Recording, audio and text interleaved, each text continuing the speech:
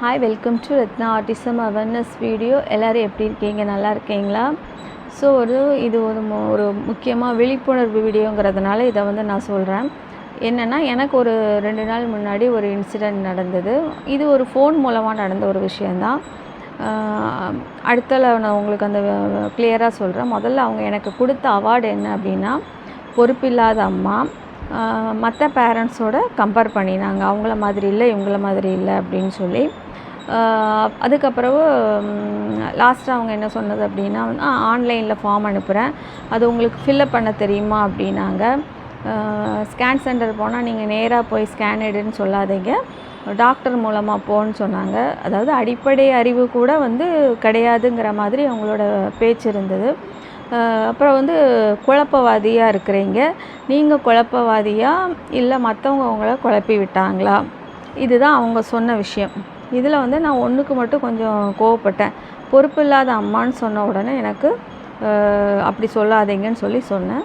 இப்போ அடுத்தால விஷயம் என்னங்கிறது வரேன்.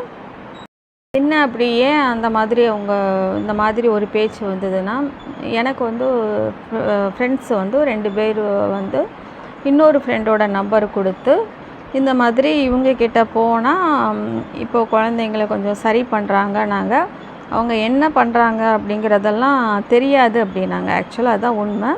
ஸோ நான் என் காலேஜ் ஃப்ரெண்ட்ஸ் ஏற்கனவே இந்த பேரண்ட்டை போய் பாரு, அவங்க பொண்ணுக்கும் ஆர்டிஸ்டிக் ப்ராப்ளம் இருக்குது, பட் அவள் பெரிய அளவில் சக்ஸஸ் ஆகிருக்கிறா, நீ போய் பாருன்னு என்னை முன்னாடியே சொல்லியிருந்தாங்க. பட் அட்ரஸ் கிடைக்கல.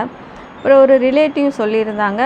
அப்பவும் நான் அவங்க ரிசர்ச் என்ன பண்ணுறாங்க நமக்கு ஆக்சுவலாக தெரியாது. பட் இந்த பேரண்ட்ஸ் நம்பர் கொடுத்து அப்புறம் அந்த இன்னொரு ஃப்ரெண்டுகிட்ட காண்டாக்ட் பண்ணி அவங்க நம்பரை வாங்கி அவங்களுக்கு நான் தான் கால் பண்ணினேன். ஸோ கால் பண்ணுறப்போ அவங்க பேசுகிறப்பமே கொஞ்சம் கோவமாக தான் பேசினாங்க. பேர் என்னன்னு கேட்டாங்க. நான் நேரில் வர்றேன் அப்படின்னு தான் சொன்னேன். எதுவும் நேரில் போய் பேசுகிறதுக்கும் ஃபோனில் பேசுகிறதுக்கும் வித்தியாசம் இருக்குது. ஸோ அவங்க நேரில் வா அப்படிங்கிறத விட ஃபோன்லேயே இன்ஃபர்மேஷன் கேட்டாங்க. பேர் என்ன கேட்டாங்க, பொண்ணு ஏஜ் கேட்டாங்க. 18+ன்னா அதுக்கும் கோவம் வந்தது. கரெக்ட் ஏஜை சொல்லுங்கள் அப்படின்னு கொஞ்சம் ஒரு சவுண்டாக சொன்னேன். அப்புறம் ஓகே ஃபார்ம் அனுப்புகிறேன், நான் சொன்னேன் இல்லையா, அந்த மாதிரி ஃபார்ம் அனுப்புகிறேன், ஃபில்லப் பண்ண தெரியுமா, பணம் அனுப்புங்க.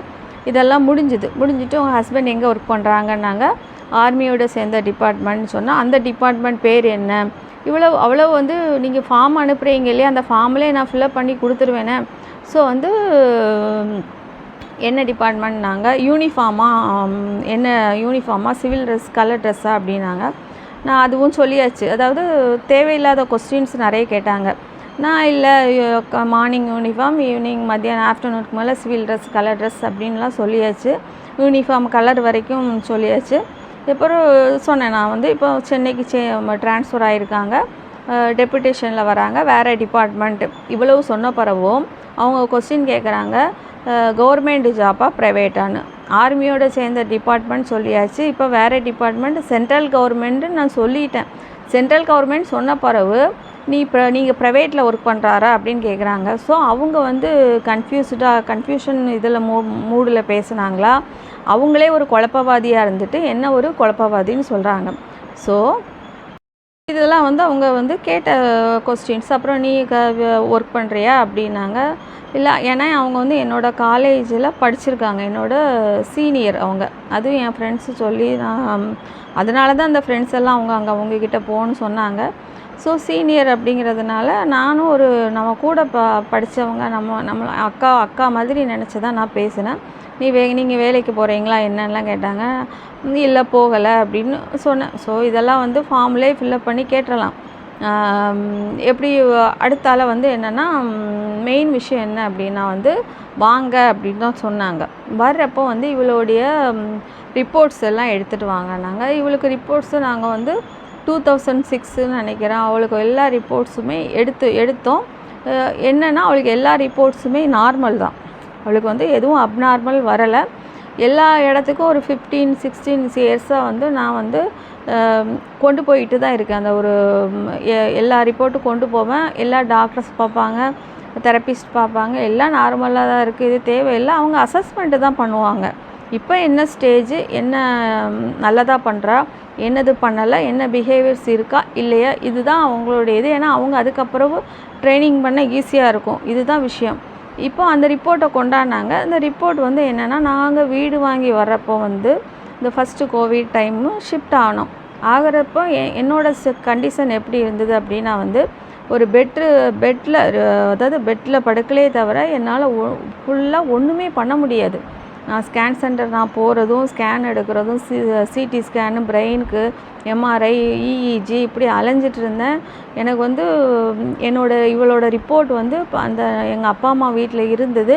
ஸோ அந்த பேக்கிங் பண்ணுற டைமில் அவங்க ஏதோ ஒரு பை மிஸ்டேக் எப்படி நடந்ததுன்னு தெரியல, அந்த இவளுடைய மெட்டீரியல்ஸ் எல்லாமே நிறைய எங்களோட சாரீஸு, அவளோட மோதிரம், ஸ்டெட்டு இதெல்லாம் மிஸ் ஆச்சு.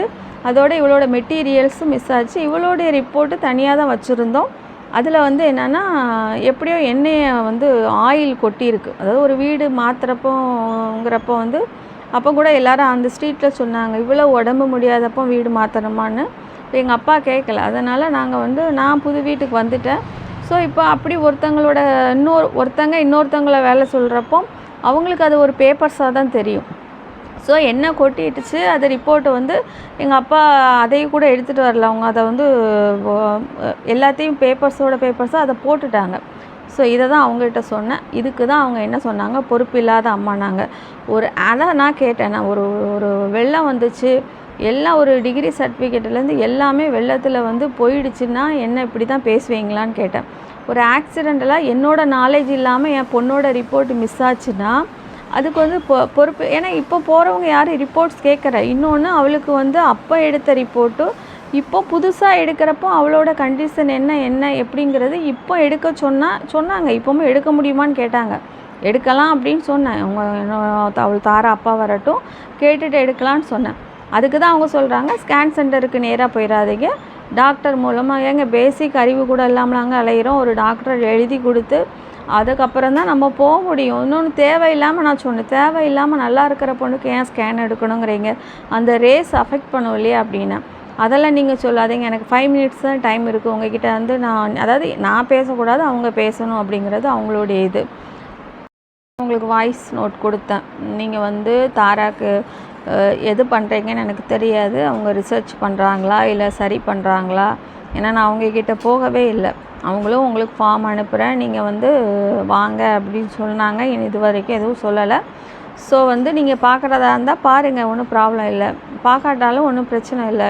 ஏன்னா நமக்கு ஒரு ரிசர்ச்சு அப்ரூவல் ஆனால் கவர்மெண்ட்டு சும்மா இருக்க மாட்டாங்க. கவர்மெண்ட் மூலம் நம்ம குழந்தைங்களுக்கு வந்து கண்டிப்பாக வந்து ஹெல்ப் கிடைக்கும், அது வேறு விஷயம். அப்படி நம்ம கவர்மெண்ட் மூலமாக போய்க்கலாம், பிரச்சனை இல்லை. ஸோ எதுக்கு இப்படி வந்து ஒரு பொறுப்பில்லாத அம்மான்னு சொல்கிறப்போ எனக்கு என்ன நினைவு வந்ததுன்னா, எனக்கு ஆர்மியோடு சேர்ந்ததுன்னு ஆல்ரெடி சொல்லியிருக்கேன். கமாண்டர் சாரோட மிஸ்ஸஸ் அவங்க டாக்டர் அவங்க வந்து ஒரு தடவை வந்து லேடிஸ் மீட்டிங் வந்து நடக்குவாங்க. அப்போ நான் போகலை, ஒரு 3 பேர் போகலை. ஏன்னா நான் இவ்வளோ தாரா வச்சுட்டு நான் அந்த டைம் போக முடியலை. ஸோ போகலை அப்படிங்கிறப்போ வந்து அடுத்த நாள் போய் அவங்கக்கிட்ட போய் லேடிஸ் பேசிடுவாங்க. இந்த மாதிரி இந்த ரீசன் அப்படின்னு சொல்லுவாங்க. நான் அந்த ரீசன் சொல்லவும் போகலை. அப்போது ஏன் அவங்க மட்டும் வரலைன்னு என் ஃப்ரெண்டுகிட்ட கேட்டிருக்காங்க. இல்லை, தாரா பற்றி சொல்லியிருக்கிறாங்க. ஸோ தாரா பற்றி சொன்னப்போ ஒன்றுமே அவங்க ஒரு 2 டேஸ் வித்தின் 2 டேஸில் வந்து வீட்டுக்கு வந்துட்டாங்க. அவங்களும் கமாண்டர் மேடம் வந்து அவங்க ஒரு டாக்டர் தான். ஸோ வந்தவங்க 1 ஹவருக்கு மேலே பேசினாங்க.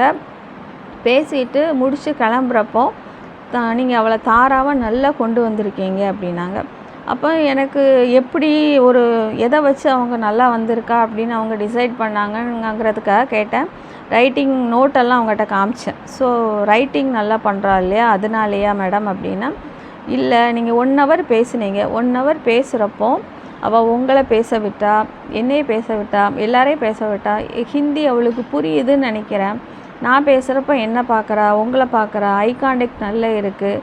முக்கியமாக அமைதியாக இருக்கிறா. அவங்க ஏன்னா டாக்டர் ஃபீல்டில் வந்து ஆட்டிசம் கிட்ஸு நிறைய பார்த்துருப்பாங்க. ஸோ நிறைய பார்த்துருக்கிறதப்ப வந்து அமைதியாக இருக்கிறது அவங்களுக்கு ஒரு பெரிய என்ன சொன்னாங்க, நல்லா கொண்டு வந்திருக்கீங்கன்னு சொன்னது வந்து ஒரு அவார்டு தான். ஒரு பெரிய அளவில் இருக்கிறவங்க நம்மளை பாராட்டுறப்போ ஒரு பேரண்ட்டு இப்போ அவங்க பொண்ணு பெரிய அளவில் பெரிய பேர் வாங்கியிருக்கலாம், அது அந்த பொண்ணோட ஐக்யூ. ஆனால் நம்ம அதுக்காக வந்து ஒன்றுமே பண்ணலை அப்படின்னு நம்ம வந்து ஒவ்வொரு நாளும் வந்து ஹார்ட் ஒர்க் நம்ம பண்ணிகிட்ருக்கோம். ஸோ திரும்ப வெளியில் வரப்போமோ அந்த வீட்டை விட்டு வெளியே வரப்போமோ என் ஹஸ்பண்ட்டை சொன்னாங்க, என்னை பார்த்து ஷீ இஸ் குட் அப்படின்னாங்க.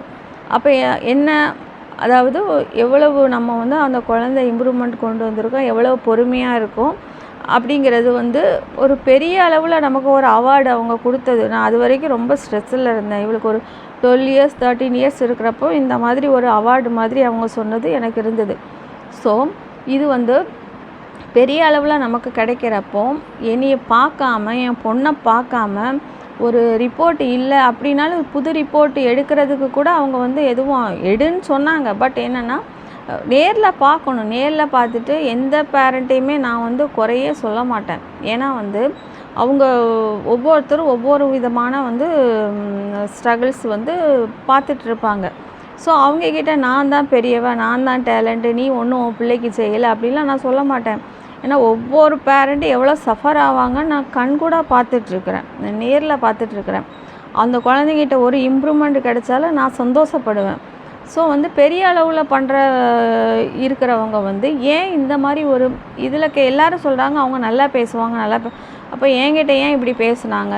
இது வந்து இதே மாதிரி, அதாவது இதுதான் இந்த வீடியோ மூலம் என்ன சொல்லிக்கிறேன், எந்த பேரண்ட்டையும் குறைச்சி மதிப்பிடாதீங்க. அவங்க இந்த கூகுள்லே போட்டிருப்பாங்க பேரண்டிங் வந்து சரியில்லைன்னு சொல்லி. அப்படி வந்து சரியில்லைன்னு சொல்லிங்கிறது வந்து ஒரு ஒன் ஆஃப் த ரீசன் போட்டிருப்பாங்க. பட் ஓவராக கவனித்தாலும், ஓவராக அந்த குழந்தைங்கள வந்து பொத்தி வச்சாலும் கூட இந்த இம்ப்ரூவ்மெண்ட்ஸ் கொஞ்சம் வந்து டிலே ஆகுங்கிறது தான் ஃபேக்ட்டு. அதிகமாக கவனிக்கிறவங்களுக்கு தான் அந்த ப்ராப்ளம்ஸ் வருது. கொஞ்சம் விட்டு பிடிக்கிறவங்களுக்கு கூட கொஞ்சம் குழந்தைங்க வந்து நல்ல இம்ப்ரூவ்மெண்ட்ஸ் வந்துடுது. ஸோ வந்து எந்த பேரண்ட்டையும் இந்த வீடியோ மூலம் சொல்கிறது என்னென்னா, உங்களை விட அவங்க கம்மி, உங்களை விட அவங்களுக்கு ஒன்றும் தெரியாது, ரொம்ப சீப்பாக நடத்தாதீங்க. ஸோ இது நான் கொஞ்சம் எனக்கே கொஞ்சம் நல்லா யோசிக்கிற எனக்கே வந்து ஒரு நாள் ஃபுல்லாக தலைவலி கொடுத்துட்டாங்க.